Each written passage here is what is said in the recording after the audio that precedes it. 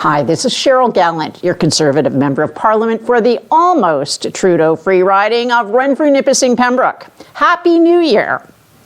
On Monday, Trudeau announced he planned to resign, eventually.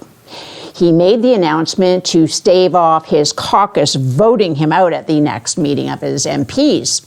It was just another of his delay tactics. He claims he'll only leave once the Liberal Party gets around to holding a leadership selection.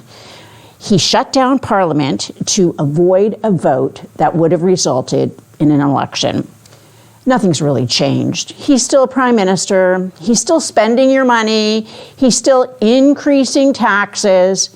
The carbon tax is going up on April 1st. The CRA says it will still collect capital gains taxes at the higher rates, even though it has no legal authority to do so. Now Trudeau wants to put a tax on orange juice because it comes from Florida. He's determined to cause as much damage as he can to sabotage the next government. In the meantime, Canada is being pushed off an economic cliff, and we have no effective government. Half of Trudeau's cabinet is planning leadership campaigns instead of managing their departments. Their staff are scrambling to find new jobs. Meanwhile, the Liberal Party itself seems committed to allowing non-citizens to vote on the next Liberal leader. It'll be a three-way fight between India, China, and Hamas to decide who will replace Trudeau. By suspending democracy until the Liberal Party has a new leader, Trudeau put his party before country. By hanging around as a lame duck, a prime minister for 3 more months, Trudeau is putting himself before his party. And it perfectly summarizes the last 9 years of Trudeau. It was always Trudeau first, party second, and Canadians last. Canada needs a real government now. We need a prime minister who will put Canada first. We need an election. Sign my petition calling for Trudeau to have the Governor General call an election at cherylgallant.com/carbon tax election, or click on the link in the description. The NDP Socialist Coalition is using your federal tax dollars to lobby for higher property taxes and higher home prices. To show you how, we will follow the money down the socialist rabbit hole. Starting at the top of a pyramid scheme is Justin Trudeau and the Government of Canada. The Liberals molested the Harper's Green Municipal Fund by changing it from saving you money to taking your money. Most recently, they have repurposed $2.4 billion of your tax dollars to enrich their corporate allies, while potentially robbing you of your home. That $2.4 billion works out to be about $100 from each taxpayer. As part of this Green Municipal Fund, the Liberals gave the Federation of Canadian Municipalities $530 million to run the local leadership for climate adaptation program.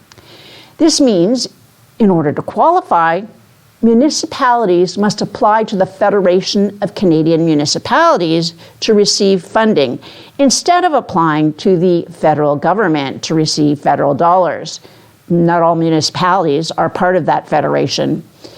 That method worked when the funding went to save ratepayers money, but its abuse now means only large municipalities which can afford expensive consultants to align the applications with the NDP socialist doctrine receive the funds. The $530 million the Federation obtained last year from your tax dollars is meant to replace the previous program called the Municipalities for Climate Innovation Program. It ran from 2017 until 2022 and was worth $75 million over 5 years. Going from $75 million to $530 million is a typical example of the kind of inflation-causing spending we've suffered under this socialist coalition in power. The Federation hands out your tax dollars on behalf of the federal government to municipalities to develop climate spending plans instead of conservation efforts. This gives municipalities that had the money for consultants to apply for up to $70,000 in funding to, quote, assess the viability and impact of their potential climate adaptation implementation projects, end quote. So many numbers have been mentioned just recently, but it's important to remember that $70,000 amount. It will be referred to again. First, recount in 2023 when the County of Renfrew adopted the official plan. It required the county to prepare a climate adaptation plan. The council set a budget of $25,000. And the county staff issued a call for proposals. In August of 2023, the council heard from staff that it had received 4 qualified proposals, and the lowest bid was, unsurprisingly, just over $70,000. The Renfrew County awarded the contract to Ainsworth Incorporated. Last November, the County Council discussed the climate action plan prepared by Ainsworth. The report proposed 42 actions the county could take to reduce emissions and ranked the different actions on a scale from 0 to 10, with the 10 being the highest impact actions. It also included a direct cost for only 5 of the 42 proposed actions. Just 4 of the proposed actions received a score of 10, with most getting 0. For example, Ainsworth told Renfrew County it should spend $100,000 to complete an energy audit of county-owned buildings. The very next recommendation was to implement the recommendations from the energy audit. No cost was assigned with the implementation, but it scored a 10. This would include everything from improved heating and cooling systems to major renovations to reduce carbon emissions from county buildings. Now, check out the website for Ainsworth. This isn't some little environmental consultancy.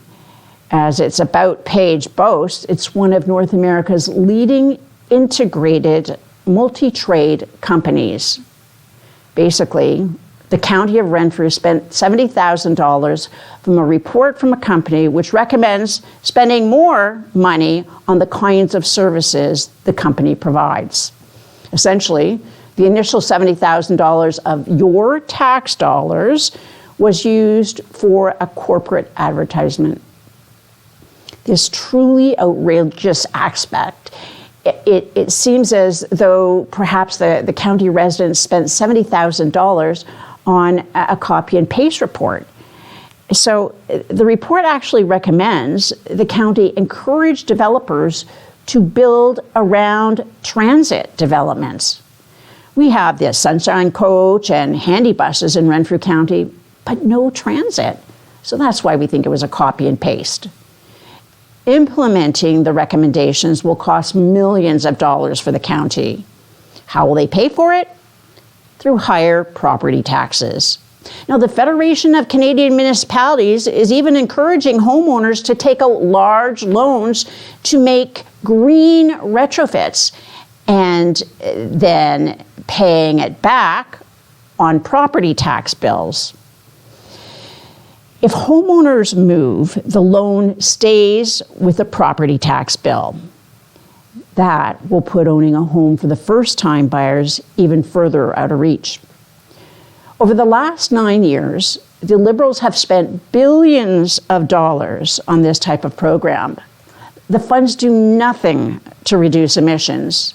They do enrich a vast web of climate consultants and are all paid for with your tax dollars.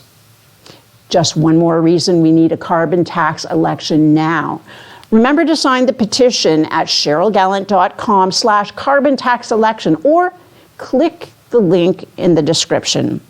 Live from Ottawa, this is Cheryl Gallant.